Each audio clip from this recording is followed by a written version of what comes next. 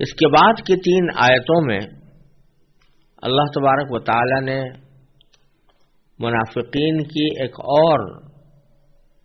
خرابی کا بیان فرمایا ہے، اور اس خرابی کی تشریح 2 مختلف طریقوں سے کی جا سکتی ہے۔ خرابی تو یہ بیان فرمائی ہے کہ جب ان سے یہ کہا جاتا ہے کہ تم زمین میں فساد نہ مچاؤ، تو بجائے اس کے کہ وہ اپنے فساد کا اعتراف کر کے فساد سے باز آئیں، وہ یہ کہتے ہیں کہ ہم تو فساد نہیں کر رہے بلکہ اصلاح کرنے والے ہیں، حالانکہ حقیقت میں وہ فساد پھیلانے والے ہیں۔ اور دوسری صفت یہ بیان فرمائی ہے کہ جب ان سے یہ کہا جاتا ہے کہ تم اسی طرح ایمان لاؤ جیسے کہ اور لوگ ایمان لائے ہیں، یعنی صحابہ کرام رضی اللہ تعالیٰ عنہ اجمعین جو سچے دل سے ایمان لائے تھے، ان کے ایمان کی طرح تمہارا ایمان ہونا چاہیے، تو بجائے اس کے کہ وہ اس بات کے اوپر اپنی ندامت کا اظہار کریں کہ ان کا ایمان ان جیسا نہیں ہے، الٹا وہ ایمان لانے والوں پر طعنے دیتے ہیں اور کہتے ہیں کہ کیا ہم اس طرح ایمان لے آئیں جیسے کہ بیوقوف لوگ ایمان لائے تھے۔ ان کے بارے میں اللہ تعالیٰ نے فرمایا کہ حقیقت میں بیوقوف تو وہ خود ہیں، لیکن ان کو اپنی بیوقوفی کا احساس نہیں ہو رہا۔ سوال یہاں پر یہ پیدا ہوتا ہے کہ منافق تو کہتے ہی اس کو ہیں جو حقیقت میں تو ایمان نہیں لایا، لیکن زبان سے دوسروں کے سامنے اپنے آپ کو مسلمان کہتا ہے اور زبان سے اس ایمان لانے کا اقرار کرتا ہے۔ جب وہ زبان سے ایمان لانے کا اقرار کرتا ہے، لہذا اس کے منافق ہونے کا تو کسی دوسرے کو علم نہیں ہو سکتا جب تک کہ اللہ تبارک و تعالی ہی اپنے فضل و کرم سے کسی کو باخبر کریں، جیسا کہ رسول اللہ صلی اللہ علیہ وسلم کو اللہ تعالیٰ نے متعدد مواقع پر منافقین کے بارے میں خبر عطا فرمائی۔ لیکن عام حالات میں جو مسلمانوں کے سامنے تو وہ مسلمان ہی سمجھے جاتے تھے، مسلمانوں ہی کی طرح رہتے تھے، مسلمانوں ہی کی طرح باتیں کرتے تھے۔ تو سوال یہ پیدا ہوتا ہے کہ یہ جو قرآن کریم نے فرمایا کہ ان سے کہا جاتا ہے کہ تم فساد نہ مچاؤ، تو ہم اس کے جواب میں وہ کہتے ہیں کہ ہم فساد کے بجائے ہم تو اصلاح کرنے والے ہیں۔ تو یہ کیسے مسلمانوں نے ان کو یہ کہا کہ تم فساد نہ مچاؤ، جبکہ مسلمان تو بظاہر ان کو مسلمان ہی سمجھ رہے تھے، منافق نہیں سمجھ رہے تھے۔ تو اس کا ایک جواب تو یہ ہے کہ اگرچہ وہ ظاہری اعتبار سے مسلمان ہی سمجھے جاتے تھے، لیکن دوسرے جو سچے مسلمان تھے وہ ان کو مسلمان سمجھنے کے باوجود بعض اوقات ان کی کچھ حرکتوں پر تنبیہ کرتے ہوئے یہ کہتے تھے کہ بھئی یہ فساد کی باتیں ہیں، یہ فساد کی باتیں نہ کرو۔ مثلا یہ کہ انہوں نے اگر کسی کی بات ایک جگہ سے دوسری جگہ پہنچا دی، لگا دی، تو دوسرے مسلمان جو پکے اور سچے مسلمان تھے وہ اگرچہ ان کو مسلمان ہی سمجھتے تھے، لیکن ساتھ میں انہوں نے یہ سمجھا کہ یہ مسلمان ہونے کے باوجود ایک غلط طرز عمل پر کاربند ہے اور ان سے فساد میں پھیلے گا، لہذا وہ ان سے کہتے تھے کہ تم فساد نہ مچاؤ۔ تو جواب میں وہ بجائے اس کے کہ اپنی غلطی کا اعتراف کریں جیسے ایک سچے مومن کی شان ہوتی ہے، اس کے بجائے وہ اس کی اپنا دفاع کرتے ہوئے یہ کہتے تھے کہ ہم یہ فساد نہیں مچا رہے بلکہ اصلاح کر رہے ہیں۔ اور اگلی آیت میں جو فرمایا کہ جب ان سے یہ کہا جاتا ہے کہ دوسرے لوگوں کی طرح ایمان لاؤ، تو وہ کہتے ہیں کہ ہم بیوقوفوں کی طرح ایمان نہیں لاتے، یعنی وہ ایمان لانے والوں کو، سچے مومنوں کو بیوقوف قرار دیتے ہیں۔ یہاں پھر وہی سوال پیدا ہوتا ہے کہ اگر وہ منافق تھے تو منافق ہونے کی وجہ سے انہوں نے اپنے آپ کو تو مسلمان ظاہر کیا ہوا تھا اور وہ چاہتے یہی تھے کہ دوسرے لوگ ہمیں مسلمان سمجھیں اور ہمیں دوسرے مسلمانوں کی طرح ہی مسلمان سمجھیں، تو پھر وہ ایمان لانے والوں کو بیوقوف کیوں کہتے تھے؟ کیونکہ اگر سچے ایمان والوں کو بیوقوف کہیں تو اس سے تو ان کے نفاق سے پردہ اٹھ جاتا ہے، اس سے تو ہر سننے والے کو یہ سمجھ میں آ جائے گا کہ یہ منافق ہیں، کیونکہ اچھے اور سچے مسلمانوں کو بیوقوف قرار دے رہے ہیں۔ تو پھر وہ یہ کیوں کہتے تھے کہ ہم بیوقوفوں کی طرح ایمان نہیں لائیں گے؟ اس کا بھی ایک جواب تو یہ ہے کہ بعض مفسرین نے یہ فرمایا کہ در حقیقت سچے مسلمانوں کی بھی دو قسمیں تھیں۔ ایک سچے مسلمان تو وہ تھے جو ذرا با اثر تھے، ان کا زور چلتا تھا اور وہ بڑے صاحب منصب تھے، اور ایسے لوگ تھے کہ ان کے سامنے ان کو خوشامد کیے بغیر کوئی اور چارہ نہیں تھا ان کے ساتھ جب بھی گفتگو کرتے تو خوشامدانہ انداز اختیار کرتے تھے تاکہ ان کے نفاق پر پردہ پڑا رہے۔ لیکن کچھ مسلمان ایسے تھے جو ویسے تو سچے اور پکے مسلمان تھے، لیکن دنیاوی اعتبار سے وہ ذرا کم رتبہ تھے، یا ایسے قبیلے سے تعلق رکھتے تھے، یا دیہاتی تھے، یا ایسے حضرات سے کہ جو زیادہ با اثر نہیں تھے، تو ان کے سامنے یہ بات کہتے تھے۔ یعنی وہ بیچارے جو دیہاتی قسم کے کم اثر رکھنے والے مسلمان جب ان سے یہ کہتے اگرچہ تم ایمان تو لائے ہو، لیکن تمہارے ایمان کے لانے کے بعد تمہارا جو مجموعی طرز عمل ہے وہ مجموعی طرز عمل ان جیسے مسلمانوں کا نہیں ہے جو حقیقت میں اسلام لائے ہیں اور جن کی زندگی کا ایک ایک کام وہ اس بات کی گواہی دیتا ہے کہ وہ سچے مسلمان ہیں، یعنی صحابہ کرام۔ تو تم بھی ویسے ایمان رکھو،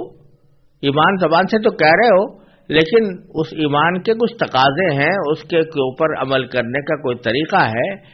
وہ جس طرح اور لوگوں نے اختیار کیا ہے تو تم بھی ویسا ہی اختیار کرو۔ تو اس کے جواب میں وہ ان کے سامنے یہ کہہ دیتے تھے کہ ہم اس طرح ایمان لائیں جیسے بیوقوف لوگ ان کو بیوقوف قرار دیتے تھے، کیونکہ ان کو ان لوگوں سے کوئی خطرہ نہیں تھا کہ اگر ان کے اوپر ہمارے نفاق کا کوئی پردہ اٹھ گیا یا نفاق ہم ان کے سامنے آ گیا تو یہ ہمیں کوئی خاص نقصان پہنچا سکیں گے، اس واسطے ان کے سامنے اس قسم کا جملہ کہہ گزرتے تھے۔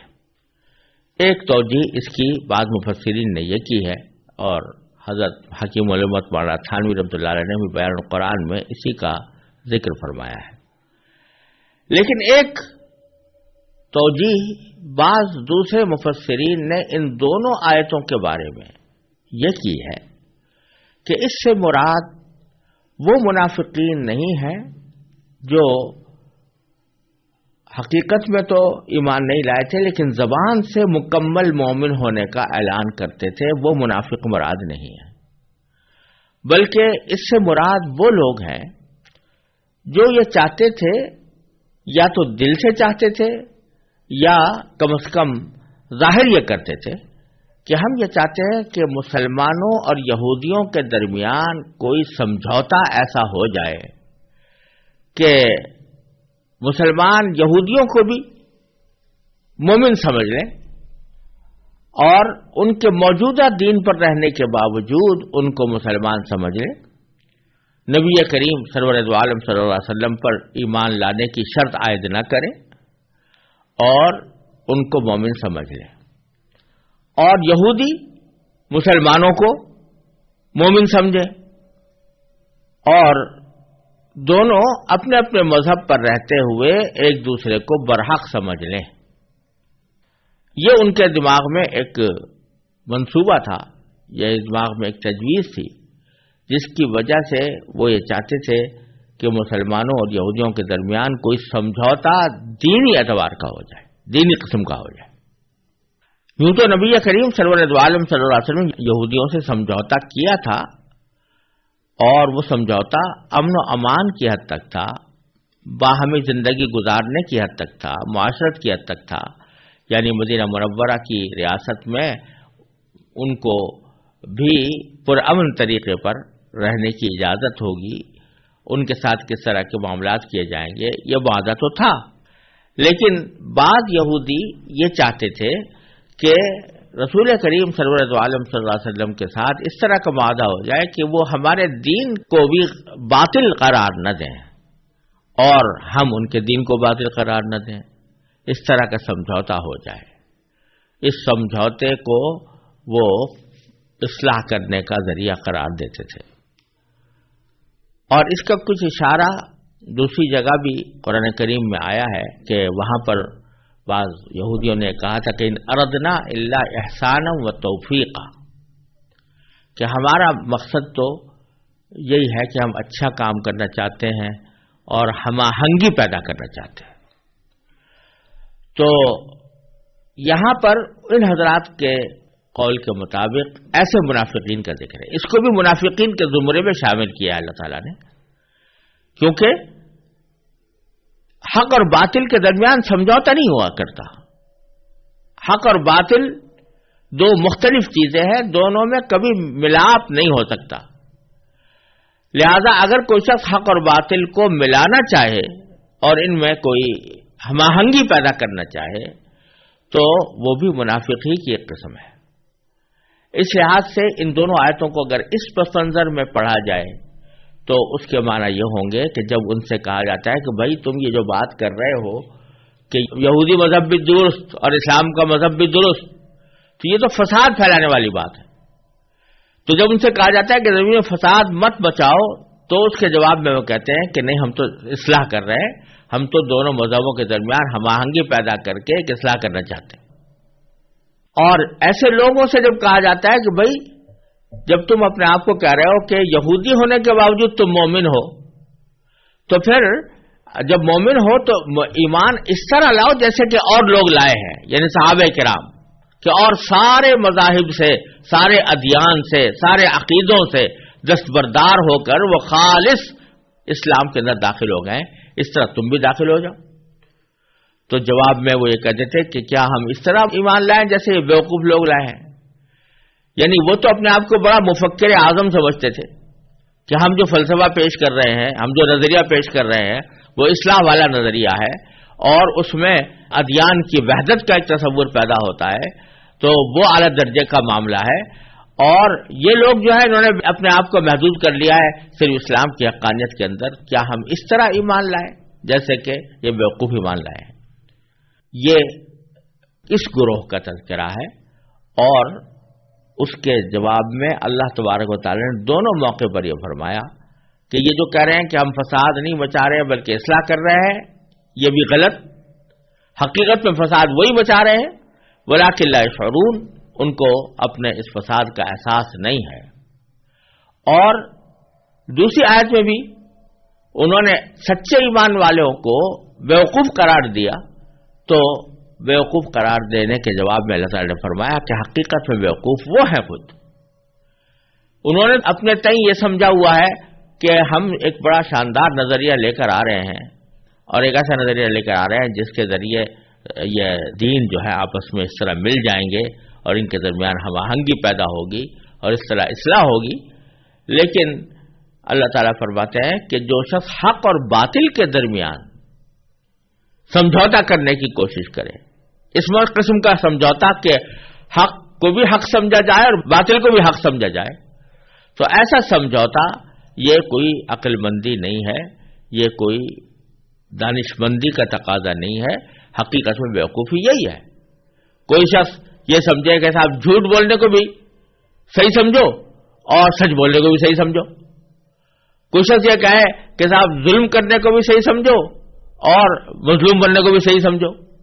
تو یہ حق اور باطل کا اس طرح کا ملاپ جو ہے یہ اصلاح نہیں کہلائے گا، حقیقت میں یہ فساد ہے۔